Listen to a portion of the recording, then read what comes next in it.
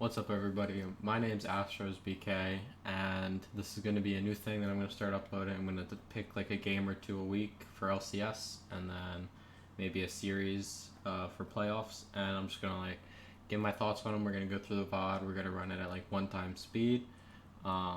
Just cover my thoughts and opinions. A little bit of background about myself. I have been playing since season 5. It's when I first got introduced to League. And I hit Plat in season 7, and then I hit Diamond in season 9. And between work, school, and then I coach ice hockey as well. It's been hard to grind back up to Diamond. I demoted today, actually, back to Plat 2 after hitting 98 LP in Plat 1, and then demoting all the way back down to Plat 2. I don't know if it's just the general toxicity and awful nature of high plat, low diamond right now, or if it's just a season 10 thing, but the game is just really, really hard to motivate myself to grind.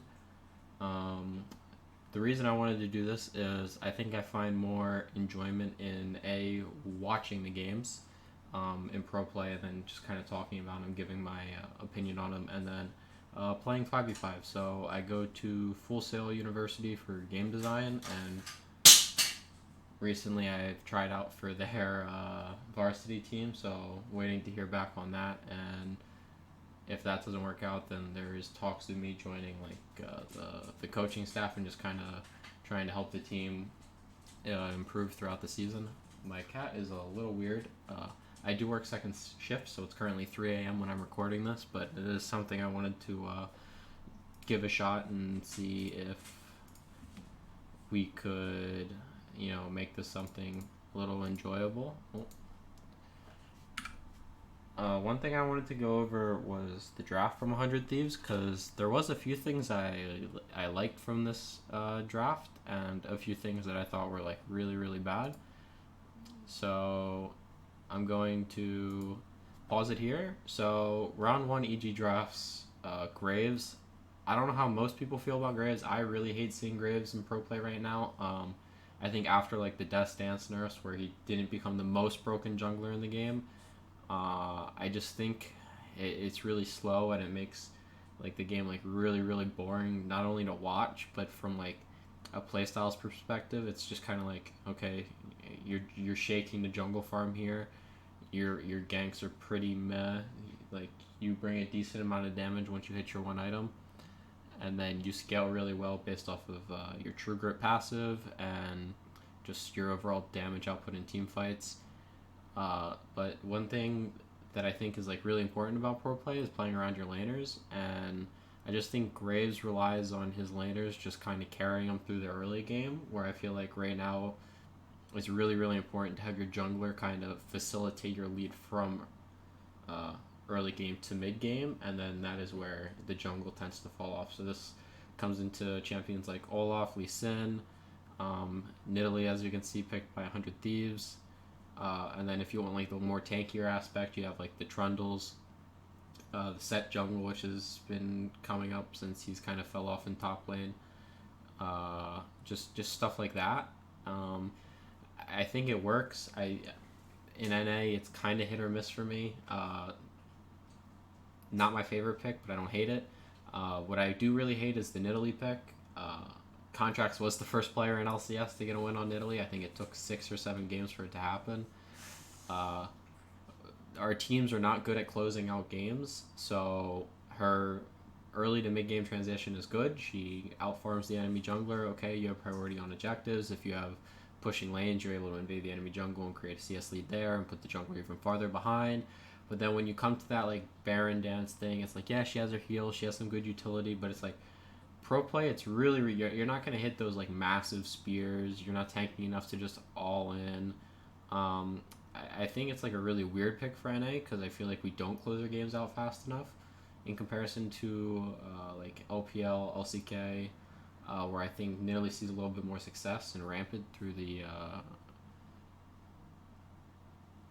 early game to mid game transition. We see 100 Thieves pick Ashe up. I think Ashe is probably the strongest AD carry right now. she not only creates a lot of agency in lane because she is usually pushing between her volley and lethal tempo procs, allowing her to have a pretty good shove and also pretty good dueling because the Q does like a good amount of damage, especially when you get lethal tempo proc with it. 2 and 3, EG takes Callista Thresh. I think it's a really strong bot lane. It is going to be kind of hard to playing into Ashe because the Ashe can kite the Callista so well. So not only does that kind of mitigate it something, but Thresh is super strong, but I think he has some like really clear, not even like many really clear counters, but there is one up, and 100 Thieves does draft a third, which is the Tahm Kench. It pretty much makes it so the Thresh either has to hook the Tahm Kench and be able to burst out the Tahm Kench and hope that he just doesn't press Grey Health in time, or you waste your hook on the AD carry. In this case, it's Ashe, and it's just devoured, and your kind of all in is mitigated. And then when you hit the second rotations of bans, 100 Thieves bans out Gangplank Azir, which is, I understand the Gangplank ban. It's Huni. He's probably going to play Gangplank or Rumble if you leave it up. And then EG bans Jason or Nectin. 100 Thieves hasn't showed their top lane pick. Those are two picks that somebody's played this split, and he's seen a good amount of success on. So they're understandable bans here. And then one of the most egregious things I've ever seen is right now you have Shen up, and I'm under the opinion that Shen is one of the best top laners you can play right now. And it's left up. Rather than picking Shen here, they pick the Galio. And if you take away the Camille lock-in, the Galio is fucking useless. There's nothing that is going to keep the enemies in the area of the Galio ulti. No one on 100 Thieves right now really wants to be the first one into the fight. And I think EG really drops the ball on this. They end up going Corki Shen on 4 and 5.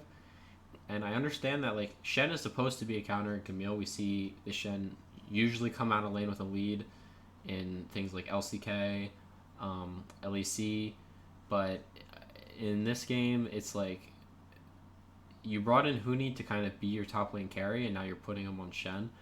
Now granted, it's really good here, but it also just kind of doesn't make sense. I would have rather seen EG take away the Camille, because it was at this point it's super obvious that 100 Thieves just wants to take Camille 5 and just play the Camille Galio side lane, play for picks, rotate to objectives from there, poke with Nidalee, look for picks or with the Ashe.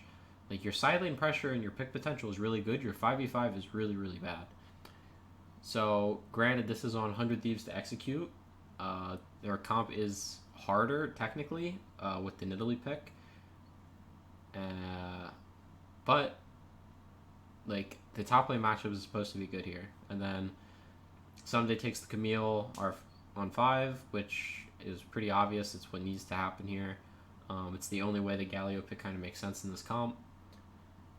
Overall, I think it's pretty poor drafting from both teams. I'm really tired of seeing Graves. I especially think that Svenskeren is better on something that is kind of proactive and getting into the lanes early. We saw him, he's known for his Lee Sin, and even I think when he plays off Set and Trundle, he's just feels more impactful. And then I don't like the Nidalee pick, and I don't like the picking Galio on 4. It shows your hand, and if they take away the Camille, you're kind of fucked. You can't really play anything in that top lane role that's going to work with the Galio as well. Sure, you could take Shen on 5 then, but then you're kind of in this awkward thing where you have two people, because you'd have the Galio and the Shen ult that would be on top of each other. I think it's just really risky taking Galio there. Especially since they're 1, 2, and 3 don't synergize super well with Galio, but that's besides the point. So we'll get into game now.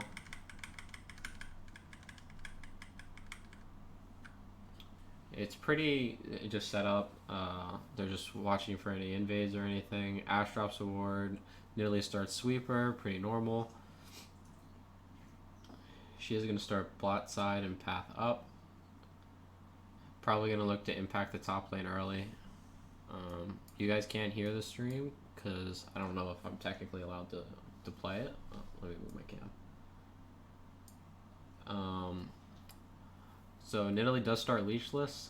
In pro play, pretty much every jungler seems to start leashless now, just to keep it hidden where you start. Usually it's not going to matter, but the more you keep secret in pro play, the better.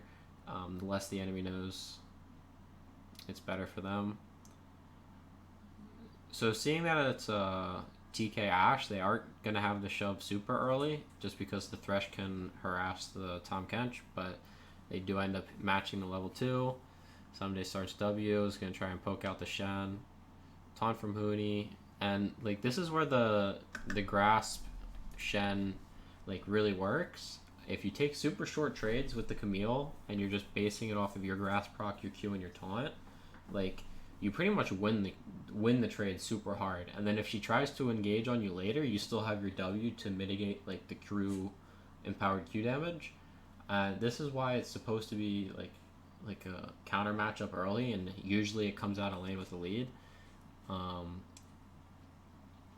And the wave is shoving into him, so he can technically like set up a freeze, and the Camille can kind of have to like worry of the Graves coming in and bursting him out with the Shen, because even though Shen on its own doesn't have the most kill pressure, he does still do like a good amount of damage levels 1 through 4 in comparison.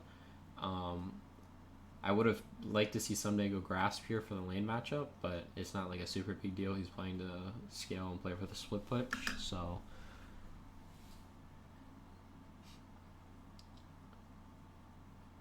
just kind of trying to get the shove in so he can have it reset and push back to him, but trying to heal up with W. This Corki pick is kind of rough. It can't really kill the Galio. Galio's just kind of keep shoving the wave and playing for the push, and then looking to roam, especially when he hits 6. So it's just having mid prio to help his Nidalee play for the invade.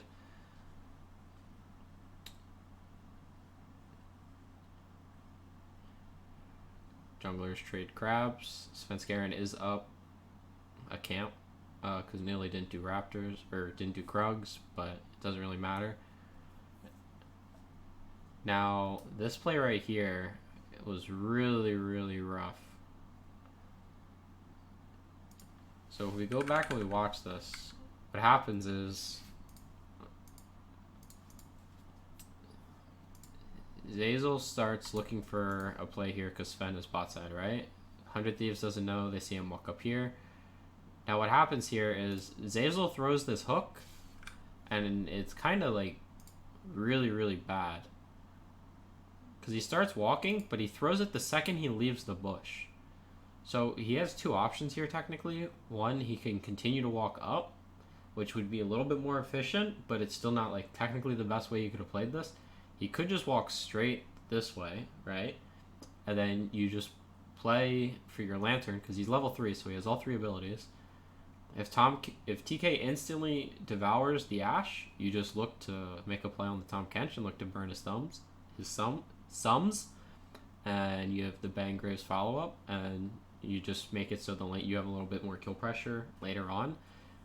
But one thing that EG has to realize here is the summoner's disadvantage. So both top laners have TP, Ryoma has TP, and Golden Glue has Cleanse. Golden Glue also is playing Corki, so he has no way to stop the TP, right? So the second EG like fully commits to this, so he misses the hook, right? And he walks up and he flays, and the second this happens, they're both pretty much 100% dead, right? Camille is TPing from base, so the Shen can't block it and then TP himself, because Camille would still have hook shot up at that point. Galio can TP for free because it's Corki, and Corki can't stop it. And Zeyzal and Svenskeren are so far up in the wave that the second they TP to this wave, and even if the wave wasn't here, even if the wave was like closer to here, they still have this ward back here. Now EG probably doesn't know it's there, but the same situation would probably happen where Ryoma and Someday just TP behind them, and Huni's TP would probably be even later. So we still So we have the double TP. Huni still hasn't channeled TP, right? So there's absolutely no way this works. Really good taunt from my Aroma. E doesn't land, but Zazel's still dead because he burns Flash. Contract takes the kill just to start snowballing. And now you're in this really rough situation. You're 4 minutes in. You're down 1k gold pretty much, and all that's gonna happen is we can't really see top, but top is probably gonna lose 5 minions depending on if it's a cannon wave or not. And other than that, like 100 Thieves just come out of that massive because EG doesn't respect like not only the double TPs, but they don't answer it with Huni's TP. Probably because Huni's shoving in the wave and he doesn't want to fall behind because he's Huni and he's greedy.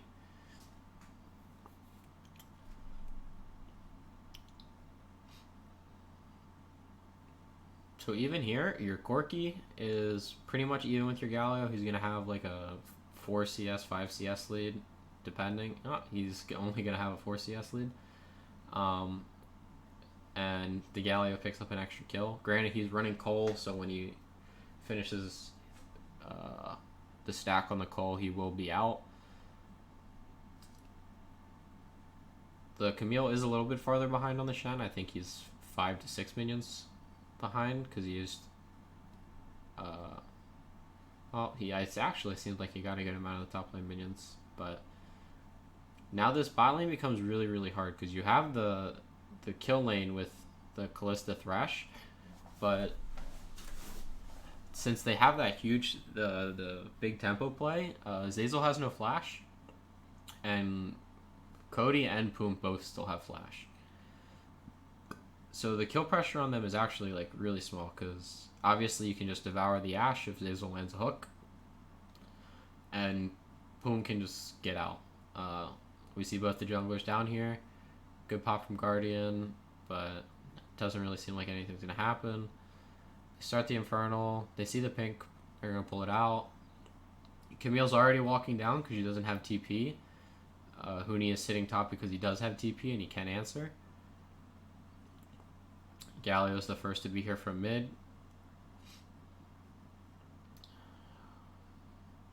So at this point, it's like, even though they have TP advantage, 100 Thieves is just the first to move all around. So here you have, like, the Graves that is supposed to just be scaling, and even though there's not technically anything he could be farming right now, his top side is just now farming, or just now spawning, he can't really do anything. And like we saw in that gank, it's like he was kind of useless. He threw smokescreen and then he dashed and went in on the Zazel play, and that was about all that happens. The double D-Blade start from Huni is just, or from Someday, is just to kind of keep up in the healing because he does fall to the short trades a little bit easier. So between his W and the double Doran's blades, he's just gonna stay a little bit more healthy. They're pretty efficient early, so as long as he doesn't as long as he stays even, he's gonna be fine in lane. And we just see the Camille being more impactful around the map than the Shen has. So he's level 6. He hasn't used TP once. He does have ulti now, which does have a faster channel time to TP. Good trade from Huni there, actually. He blocks the true damage with the W. And that's just kind of how the Shen trades are supposed to go. It's just a quick taunt, you proc your Grasp, you proc your Bomby Cinder, and as long as you ignore the Q with your W, you pretty much win the trade every time. This is why I would have liked to see the Grasp in this matchup, but I don't hate the Conqueror from Sunday. It is a little bit later game focused, which I think is fine. We see Ryoma starting to rotate up, looking to make a play on Huni. They clear the ward. Good spear off the E from Sunday. I don't know if that was just kind of like a lucky knock into, or if they called for or if contracts need to do it, but really good play from them. They burn the flash off Huni, which is pretty good. So this means if Huni decides to TP or like Shen ulti into a play bottom or a play mid, he doesn't have flash taunt available, which is something that's like super strong on the Shen. Really disgusting engage tool. You close a bunch of distance. It's really fast, and you can just land like multi-man taunts with it. It's really good in team fights and like 3-4 man skirmishes. Now Zazel is stuck in this awkward situation where again he's just kind of forced to walk up. He's just trying to force him off the wave so Ben could farm, apply a little bit of pressure.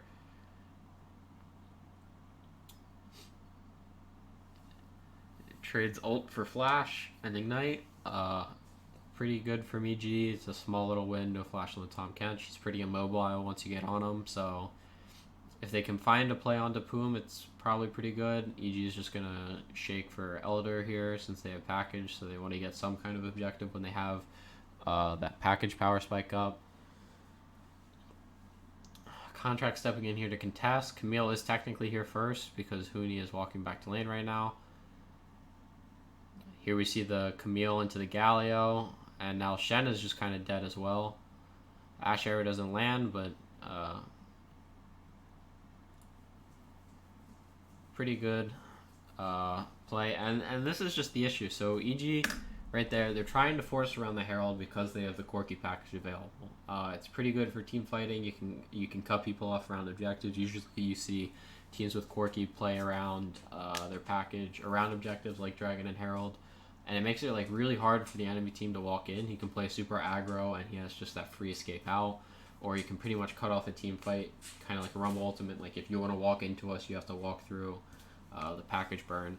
But it's just the pressure from the Camille Galio, and here Poom rotated first, and Ash isn't even in this fight, and they just win it so hard because Galio does so much damage mixed with Camille. Like the Camille was already had a free kill. She has Sheen, and the Galio has Hextech Revolver and Kindle Gem. So the Kindle Gem doesn't matter, but between the Galio passive and the Hextech Revolver, it's like really, really gross damage, especially onto someone as squishy as the Corki. And this is just another situation where it's like you have Graves Corki and you can't really fight objectives in the early game. And the Nidalee, Camille, and Galio are just kind of roll you. So I really hate the draft from EG just because like the Graves offers nothing. So Sunday's going to get some plates here. Contract is going to start the Herald. He should be able to get it. Sunday should get 2, maybe 3 plates. So he's up pretty much another kill on the Shen. Shen finally uses TP 10 minutes later into the game. He's going to clear the wave. Another thing I don't really like is he's going Bomby into Tiamat. He's already losing the 1v1. The Camille is massive. And it's pretty much going to be impossible for him to fight him. Contracts picks up the Herald. He's going to reset. He's pretty massive now. So you have this Graves that wants to be farming. He's down 20 farm. And the Nidalee is up 2 kills and 2 assists. So just massively farther ahead. And at 10 minutes, they have almost a 3k gold lead. It's like 2.6.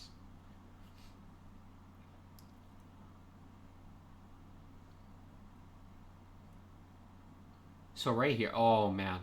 This is actually pretty well played from the Camille for a couple different reasons. So if we go back, we can see right here, when Someday goes for this Q auto, because he has Bomby, Huni ends up taking the turret aggro here. This is like a pretty smart play from Someday, and it nets him like an extra 100 HP on the Shen that makes this dive even harder, right? So you're instantly going to see the TP from Ioma, and that instantly makes it where EG's like, well shit, I don't know what to do. So they start the dive, and now it's like, it's just full retreat mode, right? So Someday just gets the kill for free. The TP movement speed mixed with... Oh.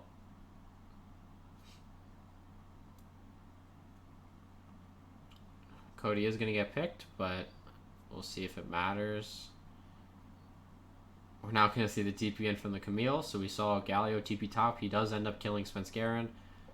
Someday goes for Zazel here because he feels like his team has the Callista, which they do. Unluckily for Someday, he doesn't get the kill, but he does get to push in the wave, and he's here for Dragon, so Contracts just gets to start this for free. And this just kind of like just shows like the draft difference here, where EG gives them the Galio Camille, and they're just able to make so many more plays. And The Nidalee gets super, super far ahead early, uh, and the Graves fall super far behind because he can't farm as fast as the Nidalee or as efficiently, and he also just kind of can't gank a lane. Um, he's still down like 20 CS. The Corki is up CS technically, which is pretty good for him because he's scaling. But at this point in the game, it's like he's not gonna be able to kill the Galio. He's not gonna be able to kill the Tahm Kench. He's probably not gonna be able to get in range to kill the Ashe. You can't just kind of ignore the Galio and the Camille. Pretty good play here. I don't know.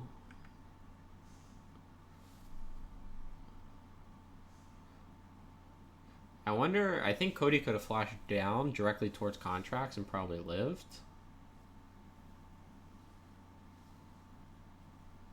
But we'll see. During the replay, Ryoma dies. This is something that Ryoma just kind of always does. He'll just randomly die, whether he has a lead or not. They're looking on to Cody again because he has no flash.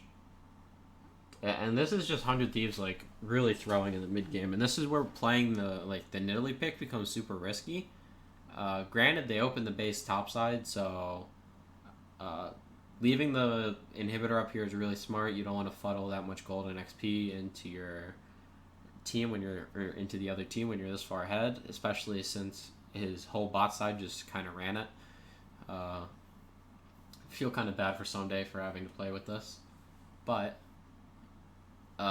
Cody feels comfortable stepping back up because the Galio comes in, but Svenskeren turns out to be there, and the Shen comes in, and then they walk back up, and the Callisto comes out. Cody has no flash, so he's pretty much dead. Poom has nothing, so he's dead too. He doesn't really have a way out. It's not like a Rakan or anything. Someday has a massive lead here. He has full Triforce. He's taken 3 turrets, as well as having 3 kills. He's just super, super massive. This game kind of becomes unplayable for Huni on the Shen. Like, he's losing the trade. It's just really disgusting. Huni cannot, like, step up past anything in top lane because there's no turrets for him to fall back to. The Galio comes in and he's pretty much dead every time.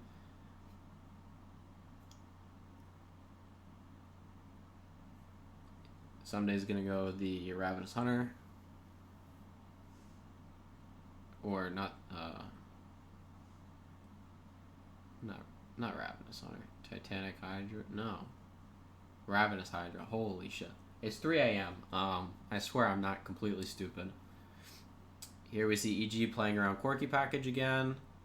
They waste it before the objective even spawns, just like they did top, and then we saw the fight went when they did that. EG is actually the first one here, which is pretty bad from 100 Thieves. They do summon the Herald mid, and they are going to get mid Herald off of it, or mid turret off of it, but I feel like at this point they're just slowing down their own game. Having the cooldown reduction on ulti for the Galio and the Camille is pretty decent. Other than that, it doesn't really matter, right? You're not really playing for the Cloud Soul win condition here, just because like your Galio doesn't care about the movement speed after he ults, and your Camille doesn't care about the movement speed after she ults. It just kind of feels bad.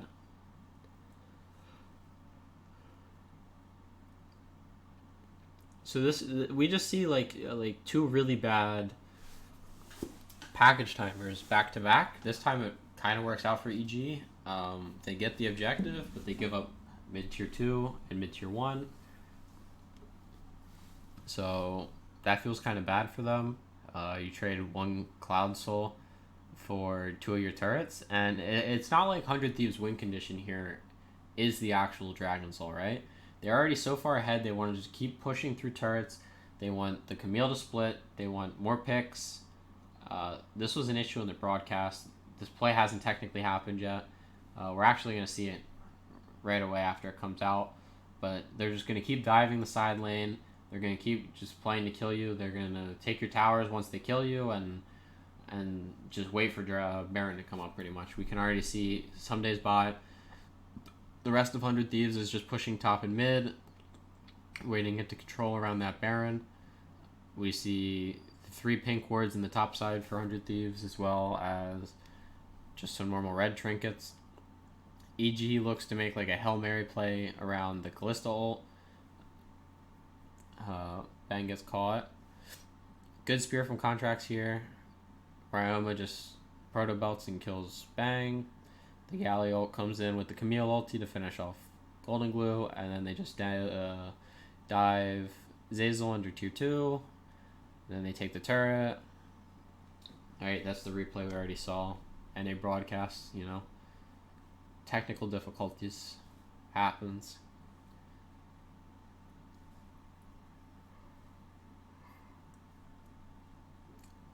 And this just shows, like, even though I don't love Nidalee picks in NA, because I feel like we throw around the mid game so easily, I hate Graves picks even more, because I feel like it does nothing in the early game, where it feels like so many of these games are actually decided.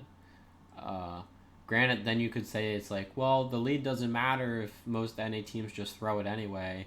And it's like, yeah, I understand that mindset, but it just feels so bad. It just feels like Graves picks, unless you have like really nutty laners, like TL plays Graves and they have some success with it, but it doesn't really feel like the Graves pick is what's working, and it's just like Jensen smurfing, and just the laners themselves are pretty good. They send 3 bottom for Someday. If he would have gotten that off, he probably goes 1 for 1 since Scarin there. But he trades Baron for it, which is completely fine for 100 Thieves.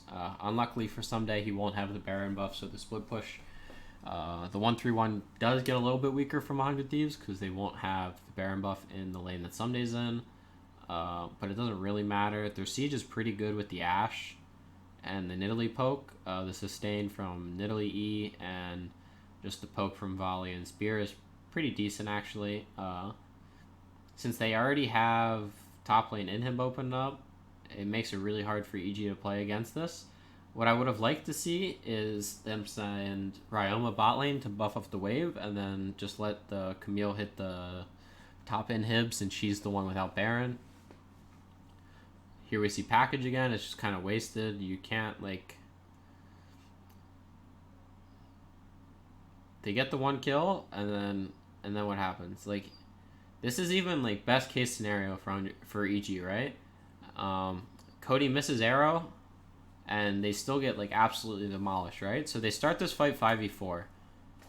And it just goes to show, like, how impossible it is to play now, since they gave up so much in the early game.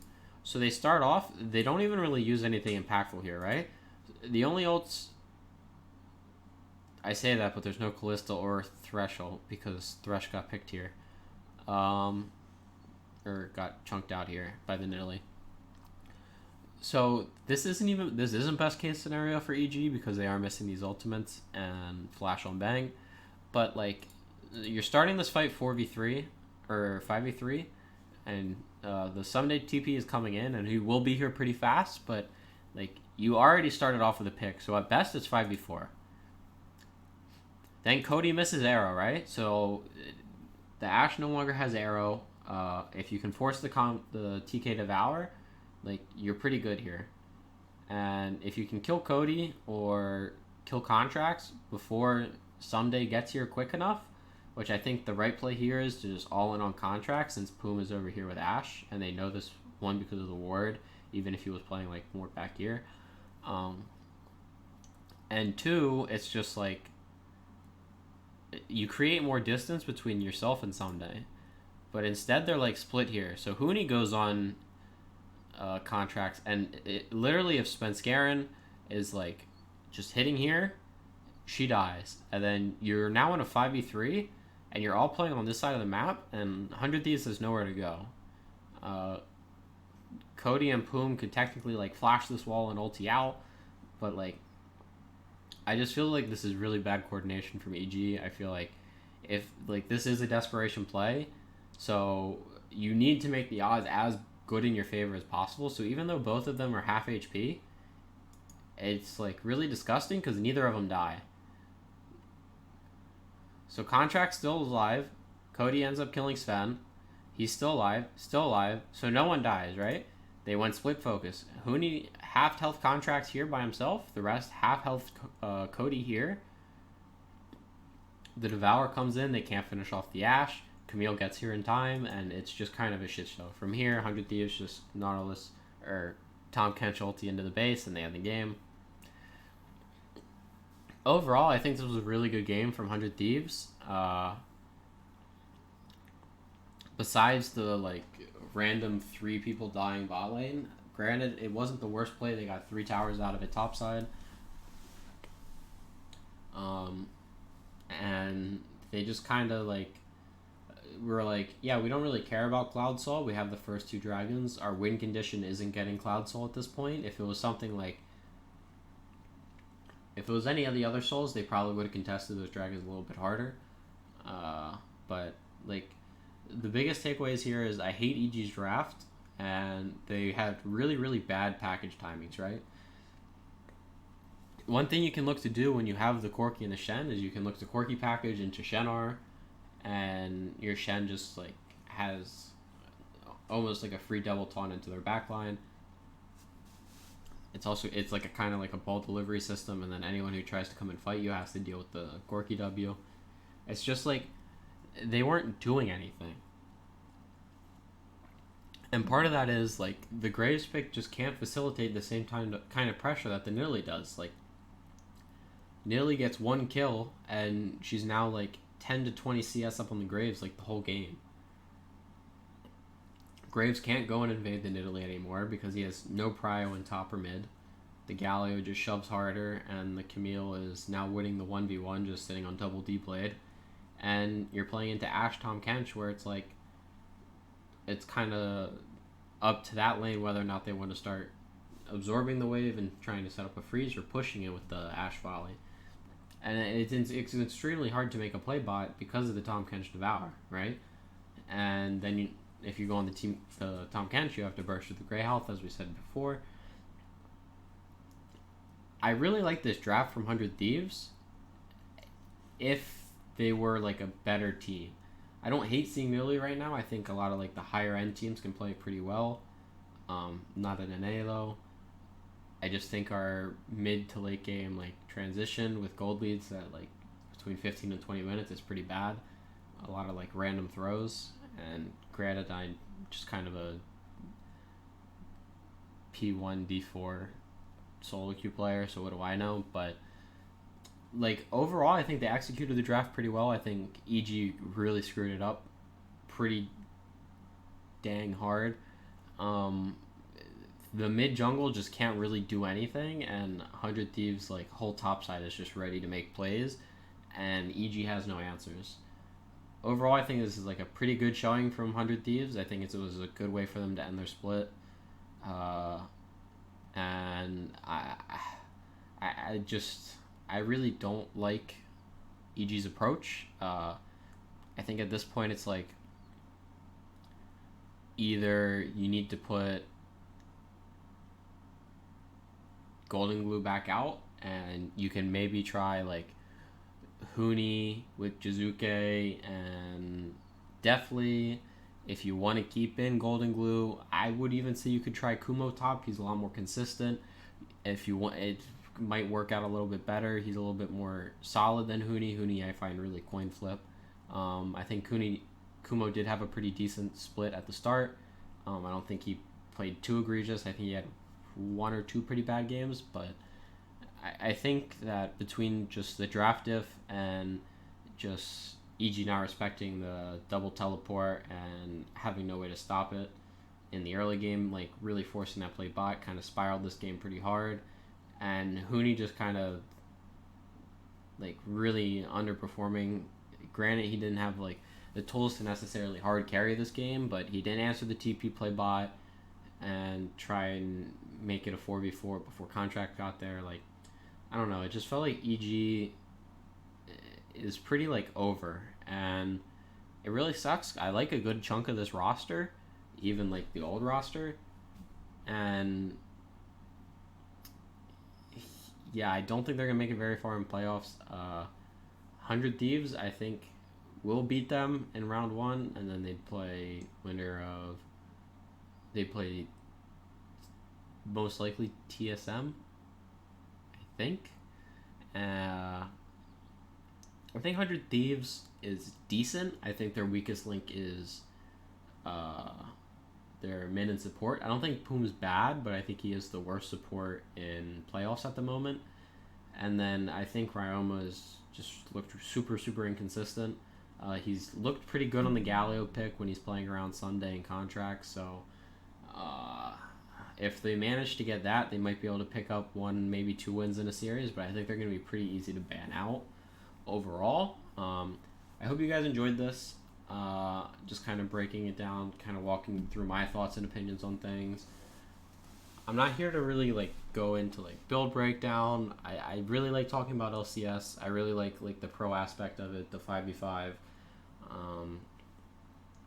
And I wanted to give this a shot. Can't tell you the consistency or how many games I want to cover. If I want to stay away from like the super boring games. I do watch everything as soon as the games are live, so I'm pretty much re-going through them and talking over them.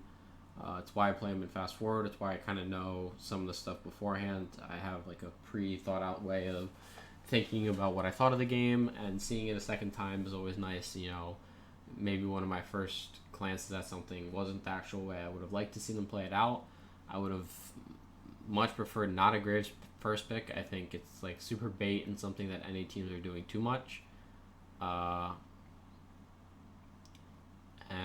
I just don't think it fits the play style, especially when you pick like a losing mid matchup where even though it's not technically losing, but the Corki doesn't have the shove and the Galio is just more useful in the mid game. Let me know what you guys thought.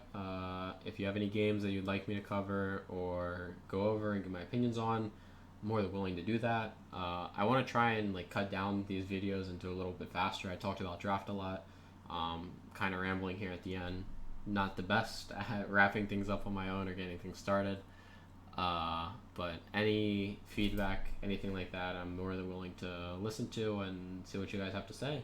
Thanks for watching, and I'll see you in the next one.